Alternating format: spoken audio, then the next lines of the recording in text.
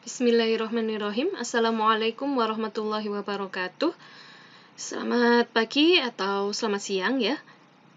Pada kesempatan kali ini kita akan belajar mengenai farmakologi dari doping. Nah, doping ini adalah sesuatu yang mungkin sudah pernah Anda dengar ya. Jadi doping itu berasal dari sebuah kata bahasa Inggris yaitu dope, di mana dope ini artinya adalah pemberian obat kepada manusia, kepada atlet atau kepada hewan pacu gitu ya, untuk menghambat ataupun juga untuk meningkatkan suatu performa dalam perlombaan ya, atau dalam suatu kompetisi ya. Contohnya misalkan digunakan pada kuda pacu supaya dia bisa lari lebih kencang. Nah, itu termasuk dalam doping. Nah, doping sendiri ini sebenarnya sudah dikenal dari zaman dahulu kala ya. Pada abad ketiga ya sebelum Masehi itu Anda mungkin pernah tahu film yang judulnya Gladiator ya.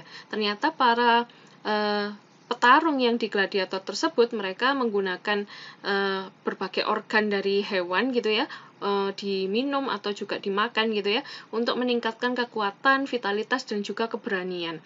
Nah, hal ini ternyata juga termasuk di masa itu dianggap sebagai suatu bentuk kecurangan. Bahkan hukumannya bisa sampai dijadikan budak ya, enslavement, dijadikan perbudakan. Nah, ini adalah sejarah bahwa doping itu ternyata sudah dikenal jauh sebelum manusia itu mengenal kompetisi olahraga seperti saat ini. Ada juga pada tahun 1912 itu ya, dibuat suatu obat atau suatu sediaan yang mereka menyebutnya medicine of the future ya, obat yang berasal dari masa depan.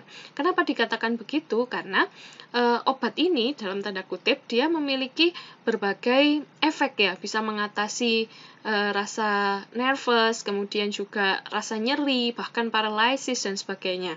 Nah, ternyata obat ini diambil dari testosteron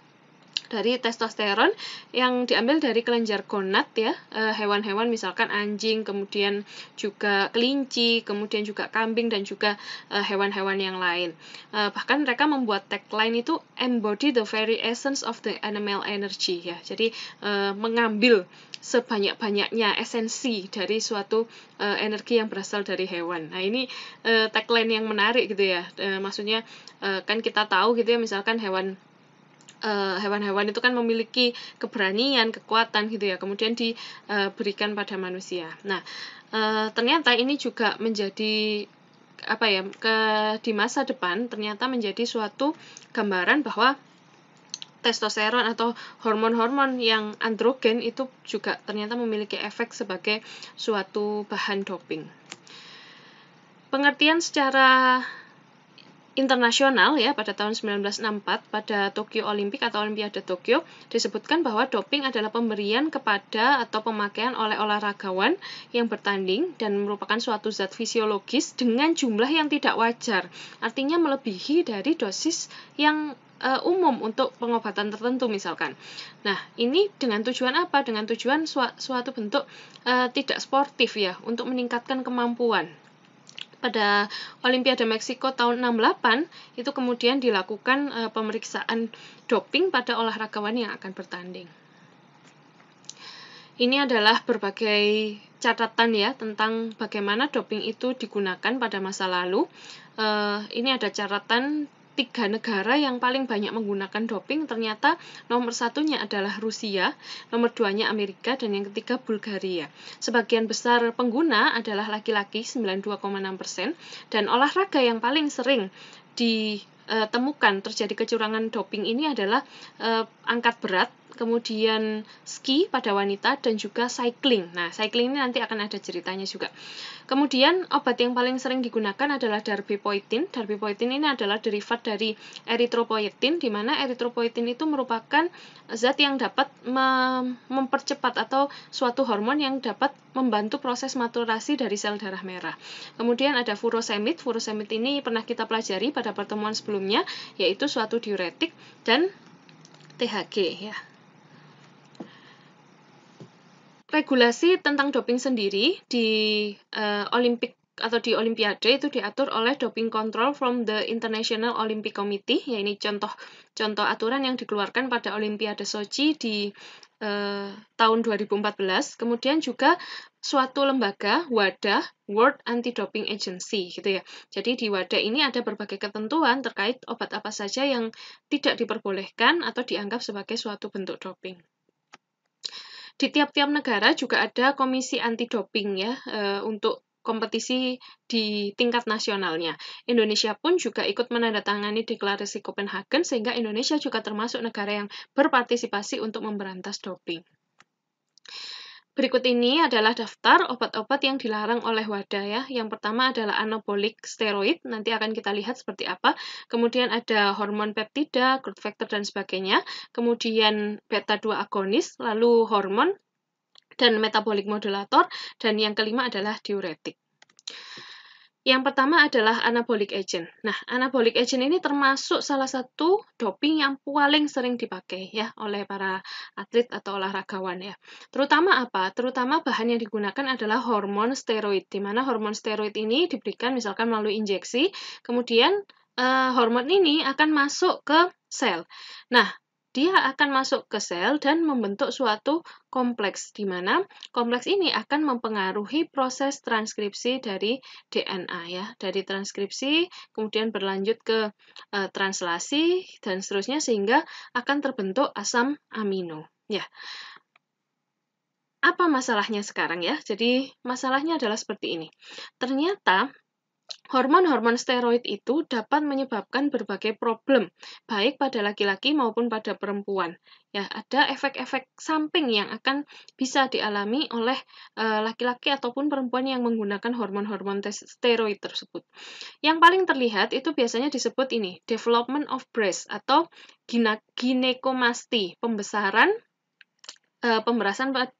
pada area dada, padahal ini terjadi pada laki-laki.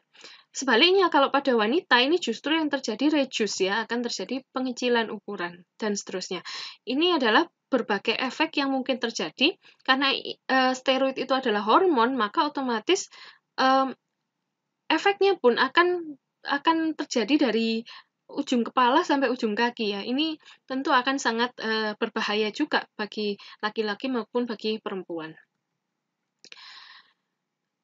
Pada umumnya, orang-orang menggunakan steroid anabolik ini karena pembentukan protein tadi akan bisa membentuk massa otot menjadi lebih cepat, atau massa otot yang terbentuk itu menjadi lebih besar gitu ya.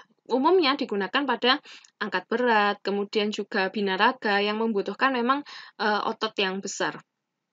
Nah, penggunaan steroid ini tidak akan bermanfaat bila tidak diimbangi dengan latihan yang memadai.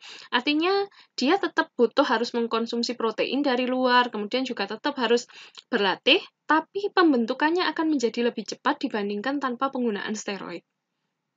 Nah, ini contohnya ya, salah seorang olahragawan wanita namanya Candice Armstrong dari London, di mana ini kita lihat tanda-tanda, padahal dia wanita ya, tapi karena dia menggunakan steroid, maka akan muncul tanda-tanda maskulinitas, seperti tumbuhnya kumis dan sebagainya, pengecilan ukuran dada, dan seterusnya.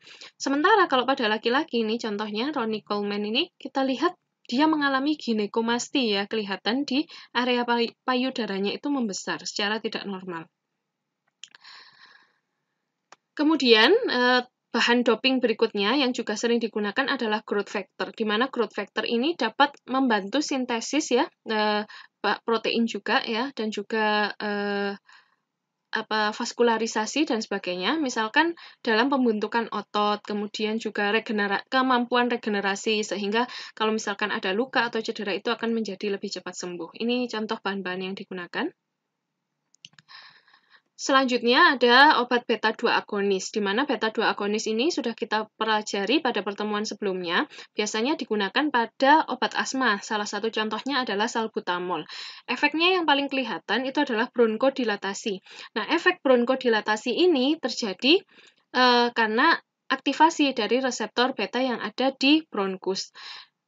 Apa yang akan manfaat apa gitu ya yang kemungkinan akan diperoleh atlet tersebut ketika dia menggunakan agen bronkodilator seperti ini? mereka percaya bahwa dengan menggunakan bronchodilator maka kapasitas paru gitu ya atau kemampuan bernafas itu menjadi lebih lega atau lebih mudah untuk memasukkan oksigen ke paru-parunya sehingga kemampuan mereka ketika berolahraga itu juga diharapkan akan meningkat. Akan tetapi sebenarnya tidak ada verifikasi secara saintifik tentang manfaat dari penggunaan beta-2 agonis ini sebagai bahan doping. Kemudian yang lain bahan-bahan yang juga digunakan adalah berbagai jenis hormon dan juga modulator. Hormon-hormon ini kita bisa lihat ya kalau misalkan di antagonis, kalau antagonis itu dia akan memberikan efek kerja hambatan, sementara kalau modulator itu akan bisa meningkatkan. Ya, ini dimasukkan atau diberikan dari luar, bisa melalui peroral ataupun juga melalui injeksi. Nah, ada yang bersifat menginhibisi atau menghambat, ada pula yang bersifat menstimulasi. Contoh yang digunakan oleh para atlet misalkan aromatase inhibitor, kemudian selective estrogen receptor modulator, dan agent modifying myostatin function, serta berbagai obat antiestrogenik yang lain. Ya sebenarnya secara fisik itu tidak ada perbedaan ya, tapi efek sampingnya itu similar atau agak mirip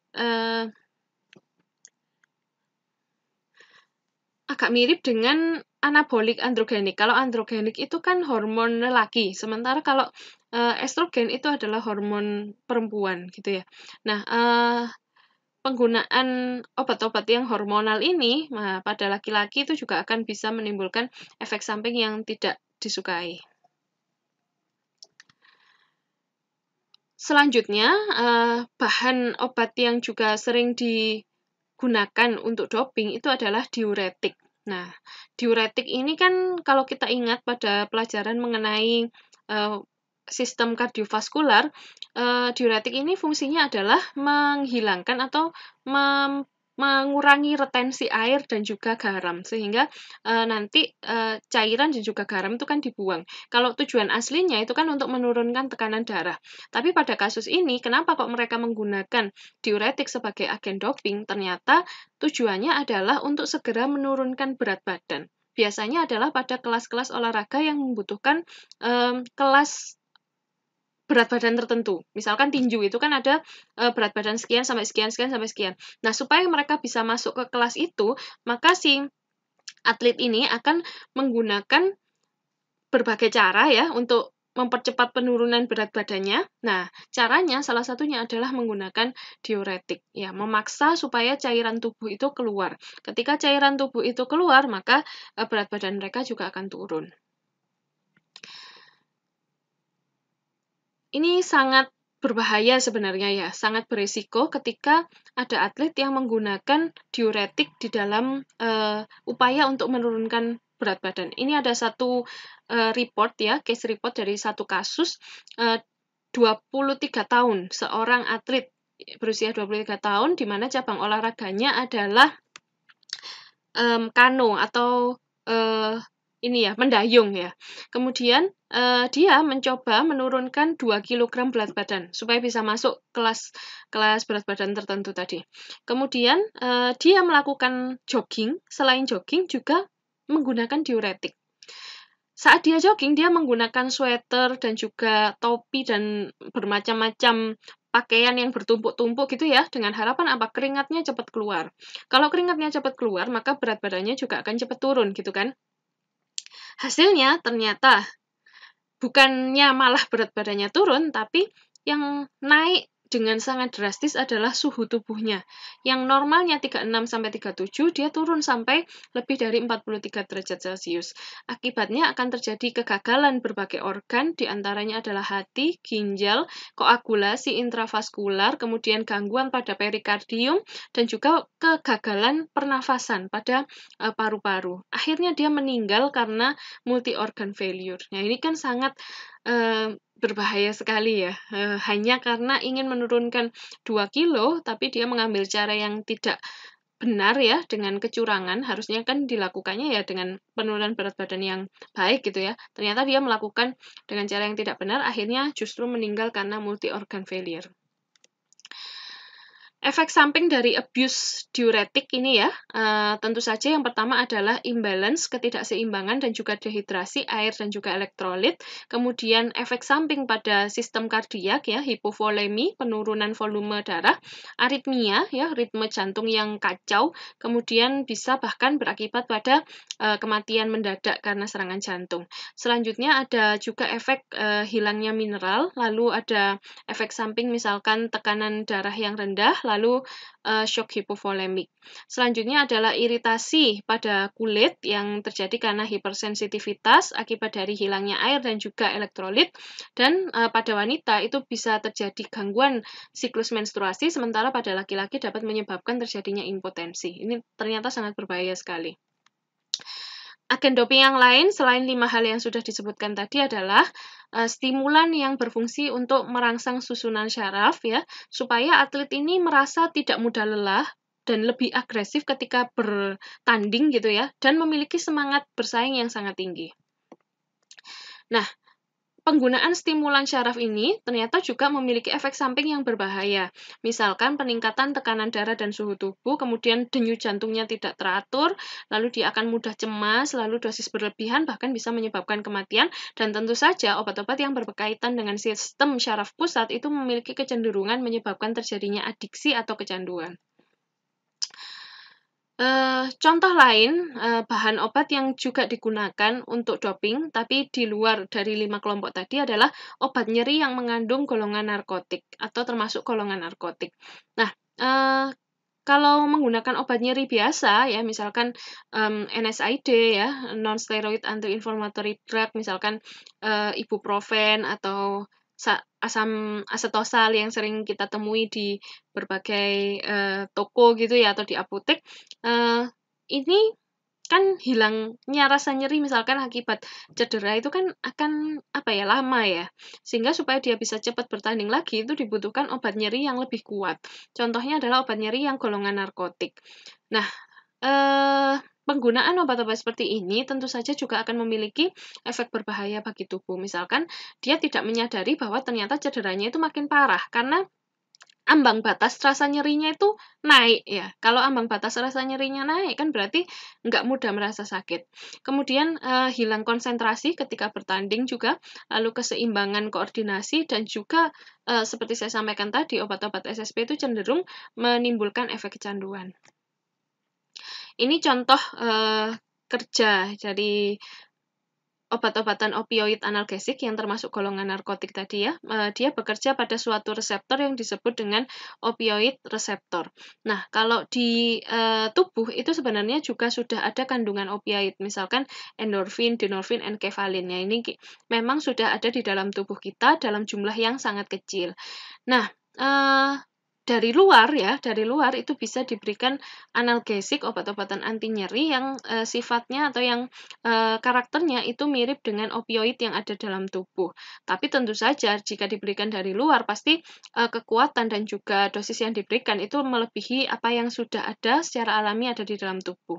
Misalkan morfin, ya ini adalah bentuk struktur awalnya. Kemudian diamorfin. Diamorfin ini adalah heroin ya. Ini heroin yang sering digunakan di masyarakat ya. Disalahgunakan di masyarakat, salah satunya heroin. Kemudian oksikodon, pentazosin, metadon ya. Metadon ini salah satunya juga dimanfaatkan untuk terapi bagi mereka yang kecanduan. Lalu ada peptidin, buprenorfin, fentanyl. Lalu ada yang sifatnya lebih lemah ya, contohnya kodein. Kodein ini selain sebagai obat anti nyeri itu juga digunakan biasanya untuk cough suppression atau menekan batuk pada anak-anak, tapi tentu saja dengan dosis yang sangat kecil sekali.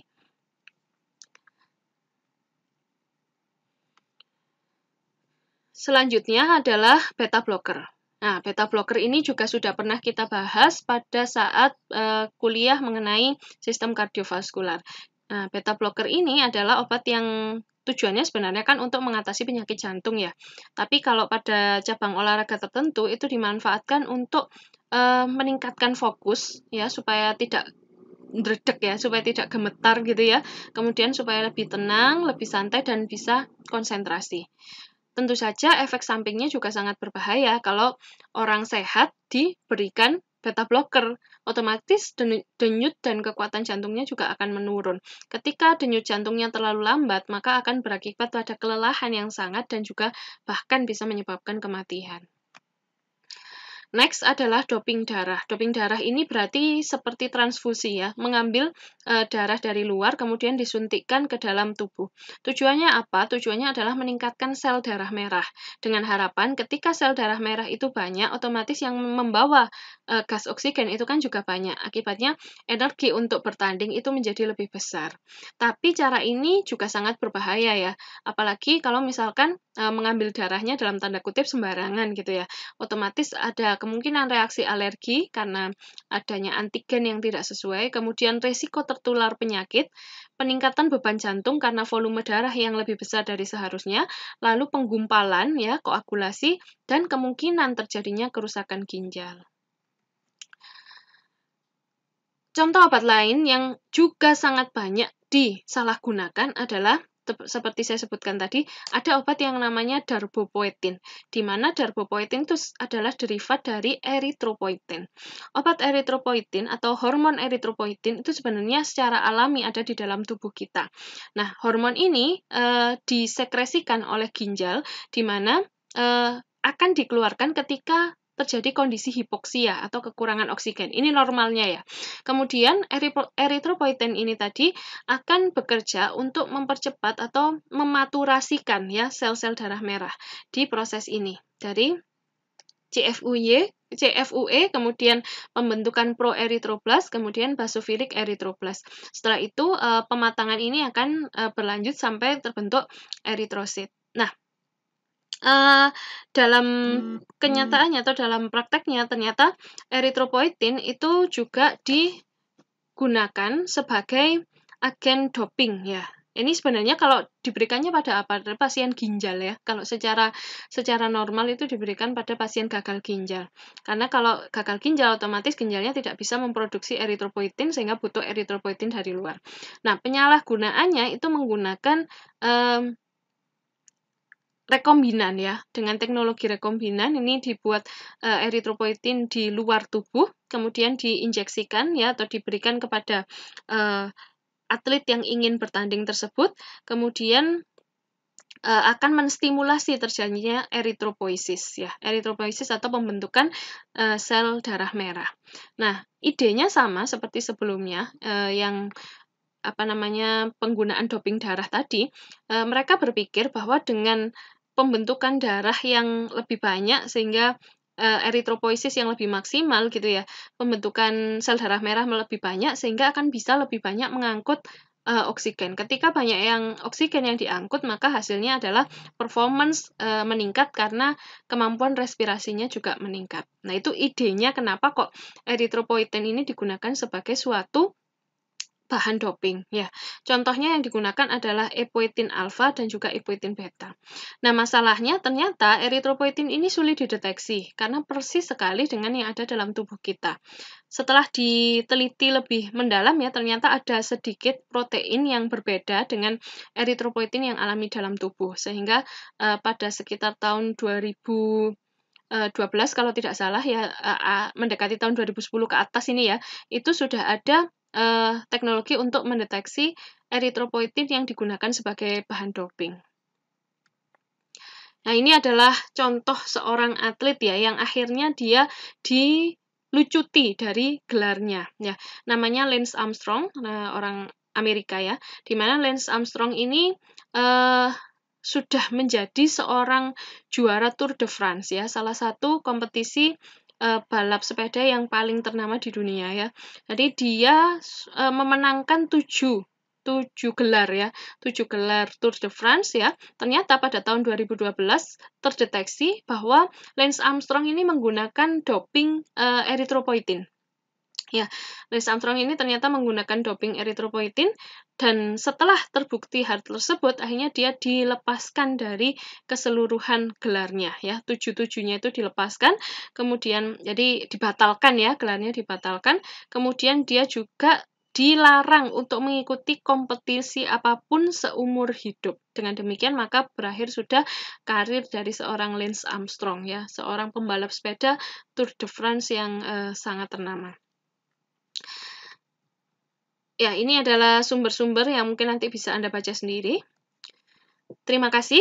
Itu tadi adalah kuliah singkat mengenai penyalahgunaan ya obat-obatan pada bidang olahraga atau disebut juga dengan doping. Dari sini kita sebenarnya bisa mempelajari suatu hal bahwa kompetisi yaitu harus dilakukan secara jujur. Ketika kompetisi itu dilakukan dengan cara curang, maka bagaimanapun caranya pasti akan ketahuan ya, walaupun sudah dia memenangkan gelar sebanyak apapun gitu ya. Ketika itu ketahuan bahwa kompetisi dilakukan secara tidak sportif, maka ya tentu saja dia akan dilepaskan dari gelar tersebut.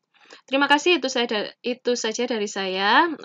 Apabila ada pertanyaan, silahkan langsung dituliskan di kolom komentar. Wassalamualaikum warahmatullahi wabarakatuh.